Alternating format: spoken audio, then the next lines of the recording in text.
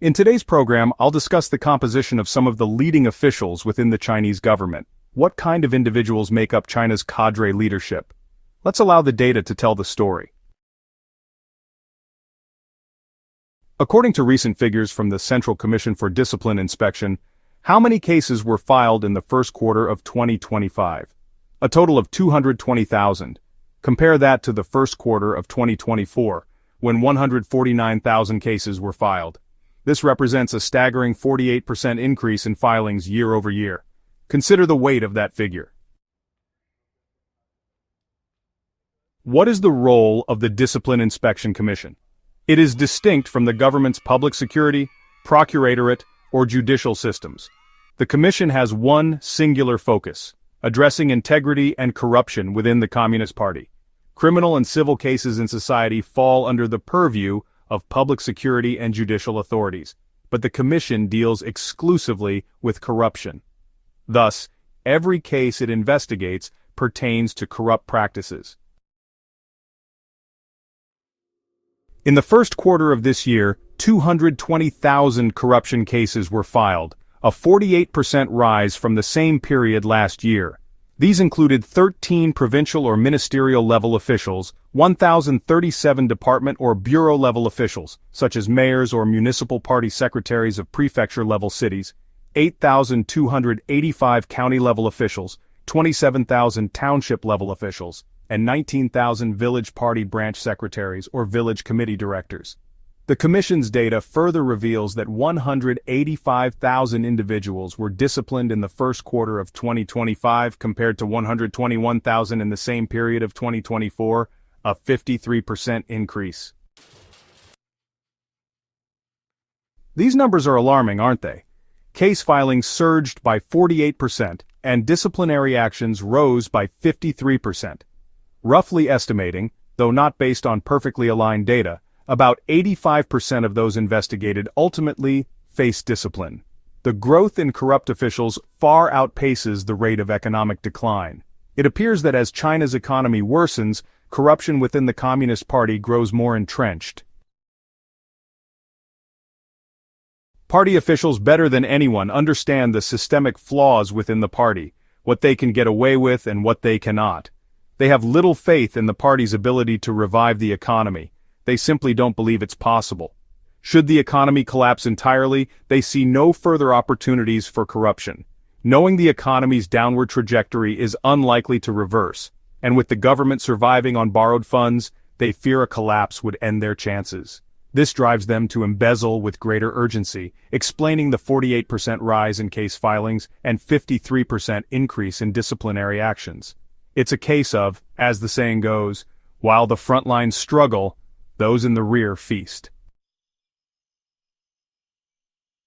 Amid China's ongoing economic decline, corruption cases are surging. Simultaneously, cases handled by public security and judicial systems are also rising. Increasingly, government officials are colluding with local criminal elements. Rather than addressing these local gangs through transparent official channels, officials prefer to operate through unspoken arrangements. The central government's authority over local governments is weakening, and such practices will only become more prevalent. Consequently, China's economy cannot recover, nor can society improve. The judicial system is destined to grow increasingly corrupt with no path to reversal. In the future, corruption will deepen, blending legal and illegal forces in a way that cannot be undone. Since the 18th National Congress in 2012, when Xi Jinping assumed power and consolidated his authority, through the end of 2023, a span of 11 years, official data from the Discipline Inspection Commission reports that 6 million party members and officials were investigated. This includes over 500 provincial or ministerial level leaders, all directly overseen by the central government. According to annual reports on cadre personnel system reforms, party officials who serve as cadres represent 5 to 8% of total party membership. Per the party's organization department, by the end of 2023, China had 98.2 million party members, nearly 100 million. By today, in 2025, that number has likely surpassed 100 million. There's a hidden issue here: party dues. These dues are collected progressively based on members' income. The organization department states that urban members earning 3,000 yuan or less per month pay approximately 180 yuan annually. Those earning 3,000 to 5,000 yuan pay about 480 yuan, 5,000 to 10,000 yuan, around 1,440 to 1,500 yuan, and above 10,000 yuan, between 5,000 and 10,000 yuan. Based on 2023 data, the average after-tax monthly salary for employed party members was about 6,000 yuan, resulting in dues of around 720 yuan. Retired or separated members with an average monthly pension of 6,000 yuan also paid roughly 720 yuan each month. With 98 million members in 2023, the party should have collected 70.7 billion yuan in dues. Yet where did this money go? No public records nor even internal sources reveal the income or expenditure details for these dues. Do you see the issue here? Many people wonder how corrupt funds are transferred overseas, how such vast sums just seem to disappear. Xi Jinping's anti-corruption campaign confiscates officials' assets, but their destination remains totally unclear. The party dues alone, 70 billion yuan annually, 700 billion over a decade, are untraceable. Meanwhile, the party's expenditures come from state revenue, not from dues or seized corrupt funds. Using the 5 to 8% cadre range from the organization department, at the lower end of 5%, 98.2 million members yield 4.91 million cadres. At the upper end of 8%, it's 7.856 million, averaging roughly 6.383 million. So, from 2012 to 2023, China had approximately 6.383 million party cadres. Of these, 6 million were investigated by the Discipline Inspection Commission, 94% of all cadres since the 18th Congress.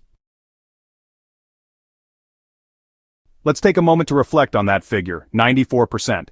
Now, this percentage only accounts for the Commission's investigations, and it doesn't include those conducted by public security or the judicial systems. As we've already noted, the Commission's focus is solely on corruption. Under the party system, if someone is being investigated, it almost certainly means there are issues. Now, the outcomes do vary. Some individuals receive internal discipline, others are expelled from the party, and some are even transferred to judicial authorities.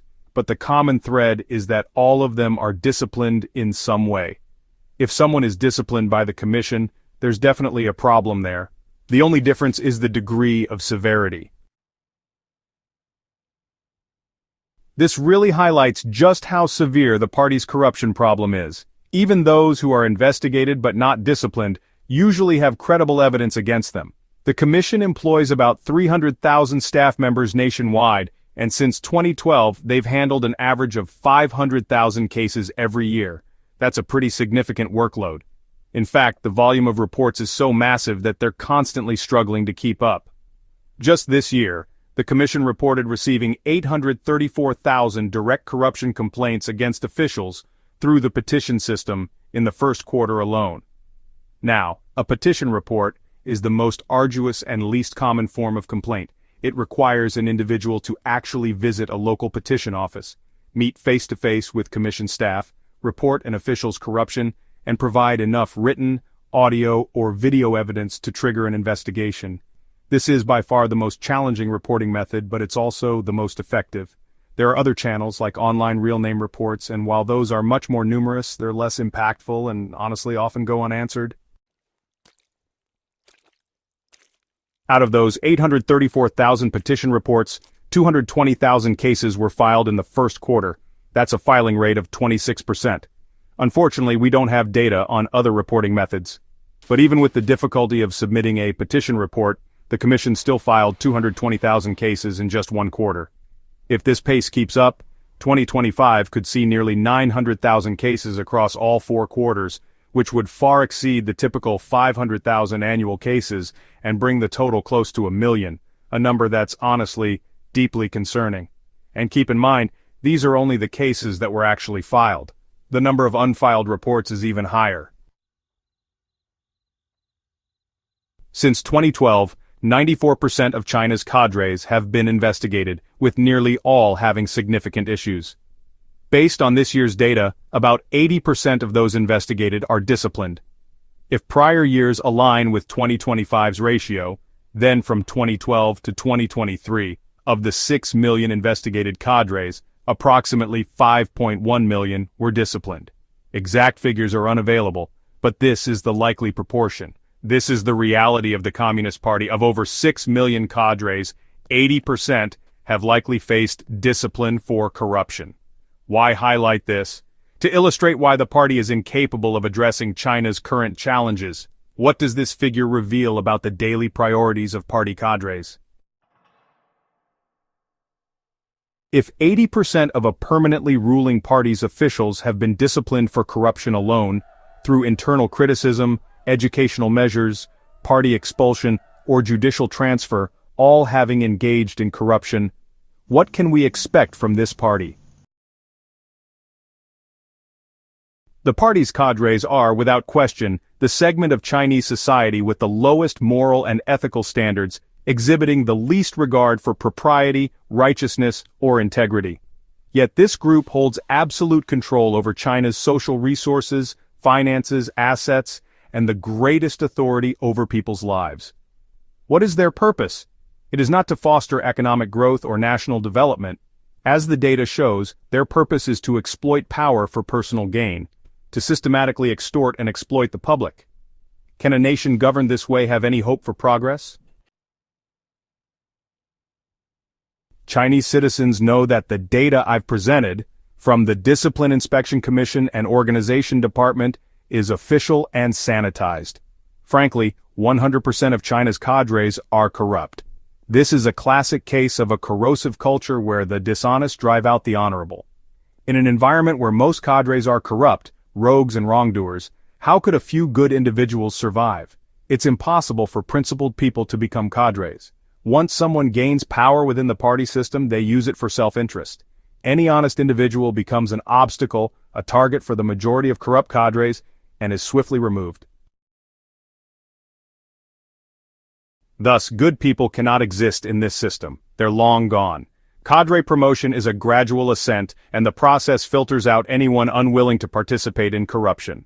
By the time one reaches senior levels, only the corrupt remain.